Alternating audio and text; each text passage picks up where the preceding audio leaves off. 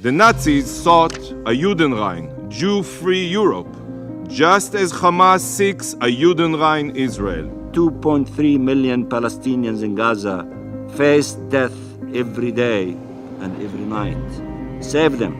Save them. Look at them as human beings. You cannot look only at one side and ignore this tragic humanity completely. Wake up from revenge. Look at us as human beings.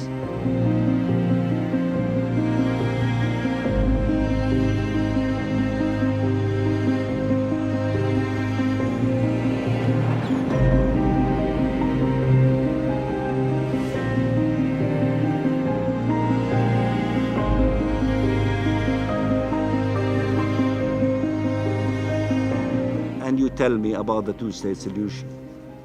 And you repeat it. And you repeat it. And you repeat it. But you don't tell me what single step you are willing to take in order to stop the other side from destroying the two-state solution before your eyes. But the brutality of the crimes is not the only thing that the savage Hamas Nazis share with the German Nazis.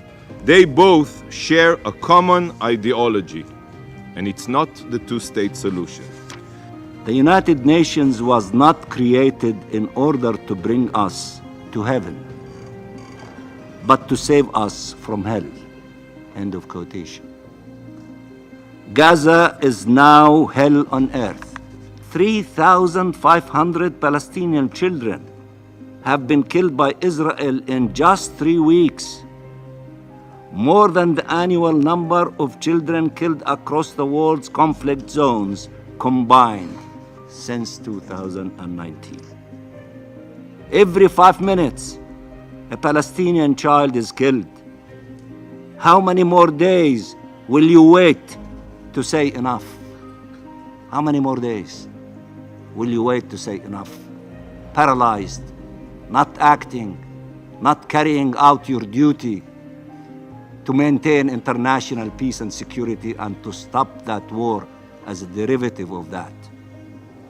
Palestinians, as human beings, have rights that must be upheld, and they are entitled to protection, and we are entitled to be defended. Many of you talk about one narrative, about one state to defend itself. When our children are being killed, do we have the right to defend them? Do we have the right to defend our families? Do we have the right to defend our schools? Do we have the right to defend our mosques? Do we have the right to defend our churches? Do we have the right to defend our homes and our soil and our nation? Do we have rights? Or rights only the monopoly of one side?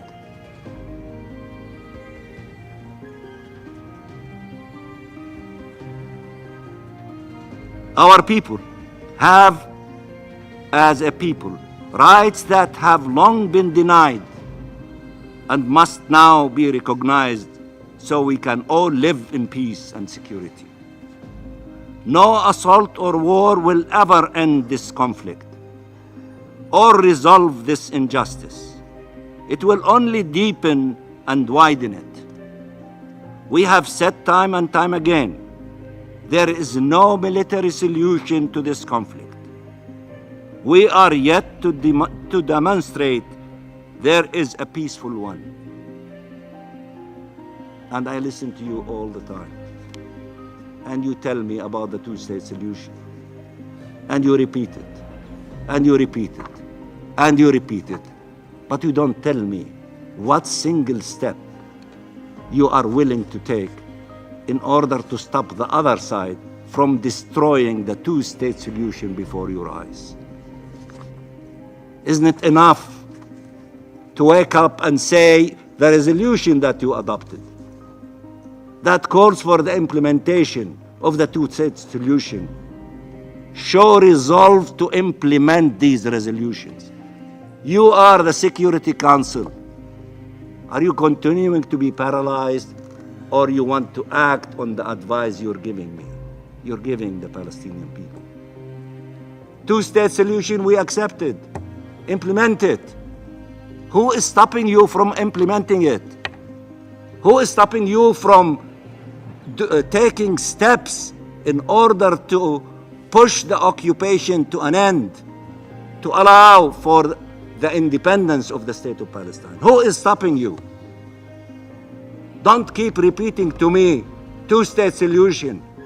Tell me how you are going to defend it and how you are going to implement it, so that can our people believe you and have faith in what you are saying and respect what you call for when they see you marching toward the implementation. And whoever is standing on the path of the implementation of your will should be removed from the way, so that we can see the implementation of the two-state solution based on your resolutions, based on international law, based on the terms of reference.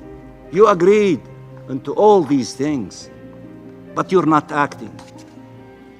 Hamas are modern-day Nazis, from their appalling, inhumane violence to identical genocidal ideologies.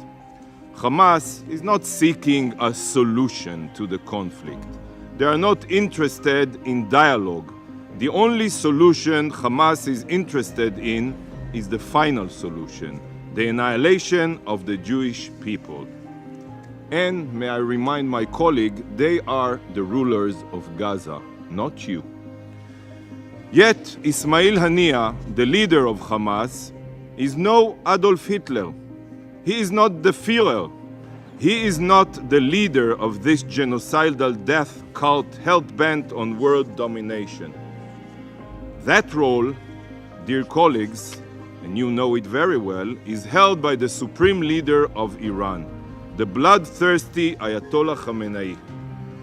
Hitler's Third Reich was envisioned to be a 1,000-year empire stretching across continents, just as Khamenei envisions his radical Shiite hegemony to stretch across the region and beyond.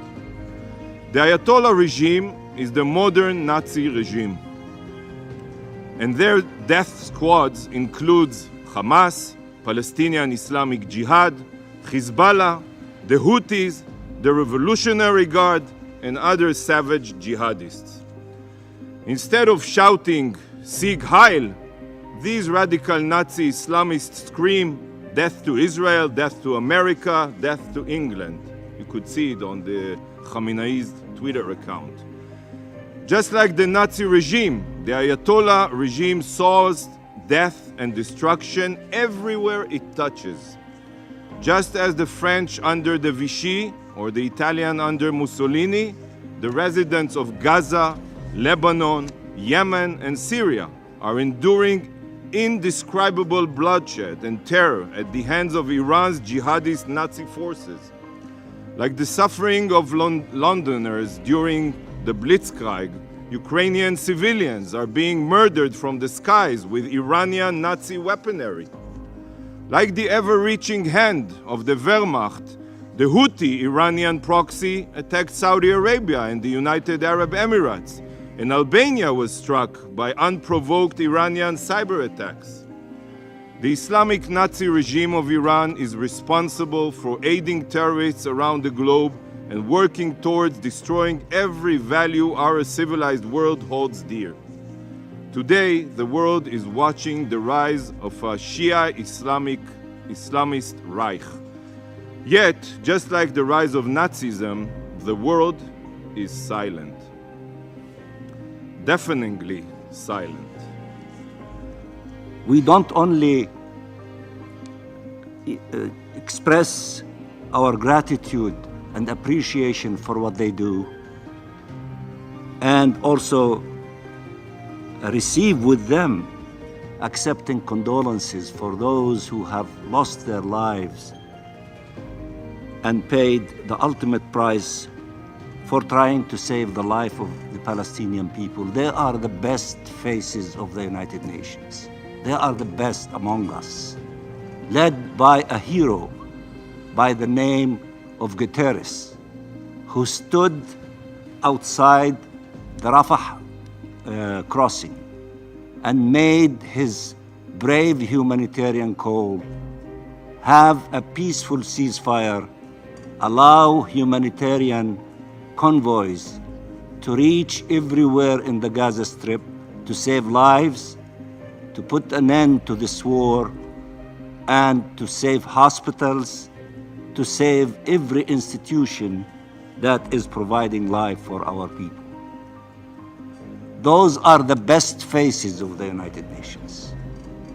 And if they are in fact the best faces, which we truly believe and we express our gratitude to them, I believe we have to listen to everything that they have said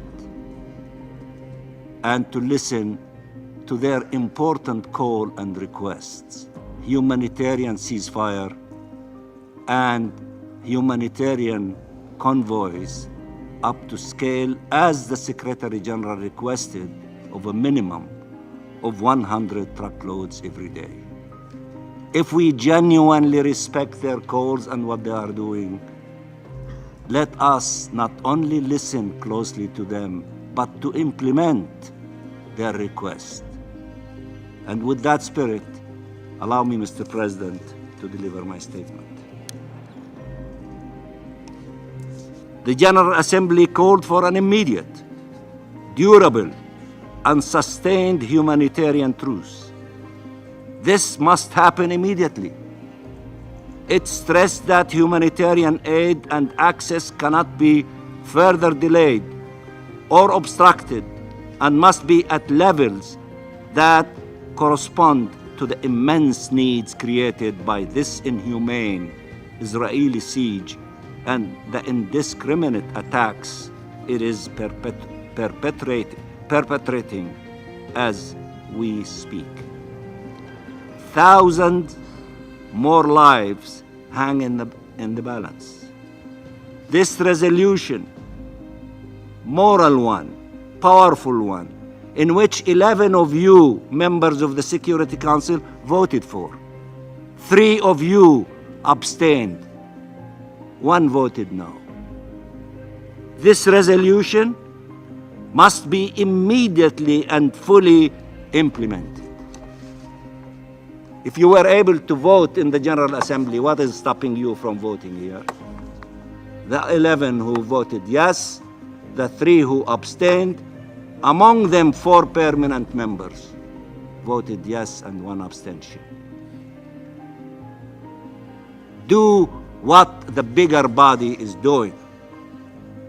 Rise up to your responsibility and what you should do, instead of dragging the paralysis, I don't know for how long, while thousands of Palestinian innocent civilians, including children, being slaughtered.